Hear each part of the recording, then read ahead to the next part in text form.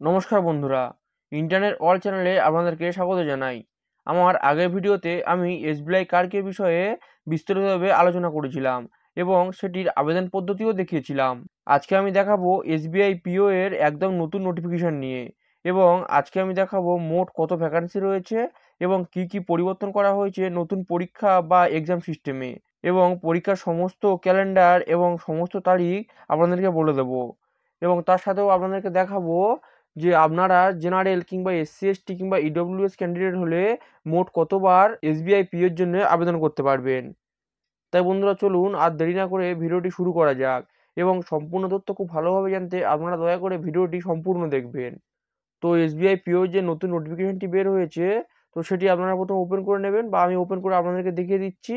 এবং আপনারা এই নোটিফিকেশনটি ভালোভাবে পড়ার জন্য বা দেখার জন্য আমি আমার ভিডিও ডেসক্রিপশন বক্সে এই নোটিফিকেশনের লিঙ্কটি দিয়ে রাখবো বা পিডিএফটি দিয়ে রাখবো। সেটি থেকে আপনারা খুব সহজে এই নোটিফিকেশনে চলে আসতে পারবেন। তো দেখুন, নোটিফিকেশনের একদম প্রথমে দিয়ে দিয়েছে অ্যাপ্লিকেশনটি 27/12/2024 থেকে 16 জানুয়ারি 2025 পর্যন্ত চালু থাকবে।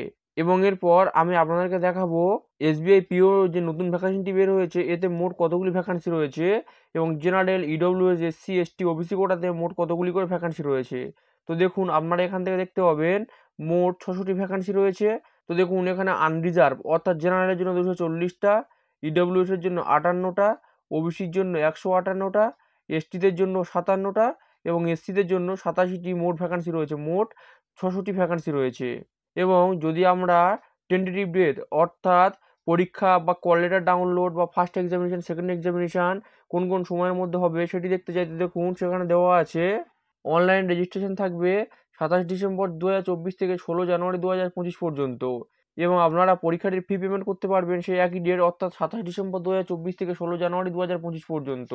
এবং প্রিলি এক্সামের কল লেটার আপনারা ডাউনলোড করতে পারবেন 2025 সালে ফেব্রুয়ারি মাসের তৃতীয় কিংবা চতুর্থ সপ্তাহে। এবং এরপর দেখুন ফেজ 1 অর্থাৎ অনলাইন প্রিলিমিনারি এক্সামিনেশন, এটি হবে 2025 সালে মার্চের 8 থেকে 15 তারিখের মধ্যে। এবং প্রিলিমিনারি এক্সামিনেশনের রেজাল্ট আউট হবে 2025 এপ্রিল মাসে। এবং প্রিলিমিনারি এক্সামিনেশনে পাস করার পর মেন এক্সামিনেশনের জন্য কল লেটার ডাউনলোড করতে পারবেন 2025 সালে এপ্রিল মাসের সেকেন্ড উইক থেকে। এবং এরপর ফেজ 2 এক্সামিনেশনগুলি হবে এই ডেট অনুযায়ী। তো এটি আপনারা খুব ভালোভাবে দেখে নেবেন। এবং দেখুন, এখানে এজ লিমিট দিয়েছে 21 বছর থেকে 30 বছরের মধ্যে হতে হবে। এবং দেখুন, সেটি হবে 1/4/2024 অনুযায়ী। এবং দেখুন, এখানে এজ রিল্যাক্সেশনও দিয়েছে, অর্থাৎ কাদের জন্য কত বছরের ছাড় রয়েছে। তো দেখুন, এখানে ওবিসি নন ক্রিমি লেয়ারের জন্য রয়েছে 3 বছরের, শিডিউল কাস্ট বা শিডিউল ট্রাইবের জন্য রয়েছে 5 বছর। এবং দেখুন, পিডব্লিউবিডিদের জন্য রয়েছে 10 বছর, 13 বছর এবং 15 বছর। অর্থাৎ যারা পিডব্লিউবিডি আনরিজার্ভ অর্থাৎ জেনারেল বা ইডব্লিউএস তাদের জন্য 10 বছর, যারা পিডব্লিউবিডি ওবিসি তাদের 13 বছর, এবং যারা পিডব্লিউবিডি এসসি বা এসটি তাদের জন্য 15 বছরের ছাড় রয়েছে। এবং দেখুন, যারা এক্স সার্ভিসম্যান তাদের জন্য 5 বছরের ছাড় রয়েছে। এবং দেখুন, এরপর এই বিষয়টি যেটি এবছর নতুনভাবে পরিবর্তন করা হয়েছে, তো এটি সবার জন্য খুবই গুরুত্বপূর্ণ, এটি তোমরা একটু মনোযোগ দিয়ে শুনে নেবে। তো দেখো, এখানে ইংলিশ ল্যাঙ্গুয়েজে মোট 40টি কোশ্চেন থাকবে। এবং দেখো, সেটি হবে 20 মিনিটের পরীক্ষা। এবং তোমার তারপর দেখো যেটি রয়েছে কোয়ান্ট অ্যাপটিটিউড, তো সেটি দেখো 30টি প্রশ্ন থাকবে এবং দেখো 20 মিনিটের পরীক্ষা হবে।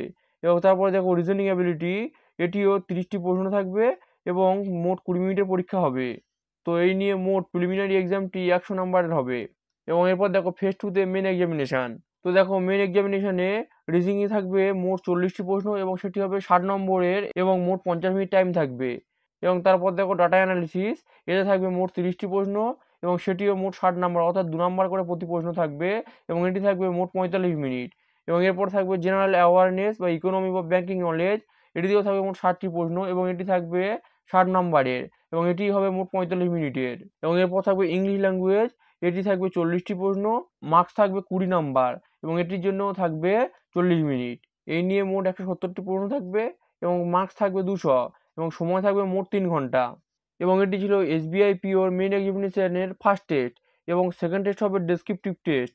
তো ডেসক্রিপটিভ টেস্টে আছে কমিউনিকেশন স্কিল এবং তার মধ্যে আছে email, report, situation analysis and precis writing. তো এই সবগুলিতে থাকবে মোট 50 নাম্বার এবং সেটি থাকবে 30 মিনিটের জন্য, অর্থাৎ মোট 250 নাম্বারের পরীক্ষা হবে এবং মোট সময় লাগবে 3 ঘন্টা 30 মিনিটের পরীক্ষা। এবং তোমরা দেখতে পাবে এই ফর্মটি ফিল আপ করার জন্য মোট 750 টাকা পেমেন্ট করতে হবে, যারা জেনারেল, ইডব্লিউএস বা ওবিসি ক্যান্ডিডেট তাদের, এবং এসসি, এসটি এবং পিডব্লিউবিডিদের জন্য কোনো টাকা পেমেন্ট করতে হবে না।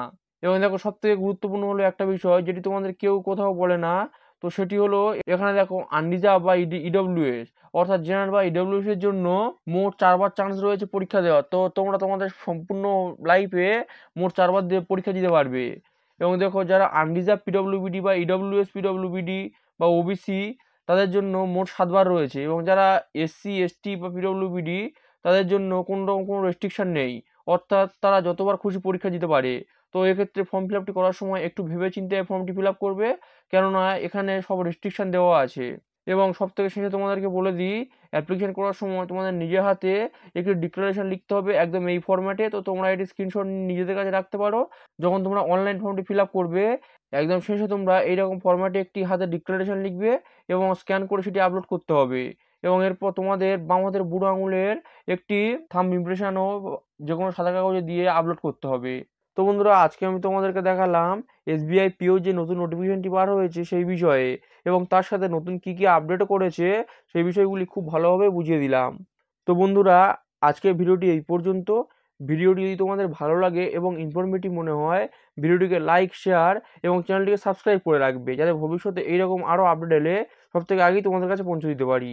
ভিডিওটি সম্পূর্ণ দেখার জন্য তোমাদেরকে অসংখ্য ধন্যবাদ।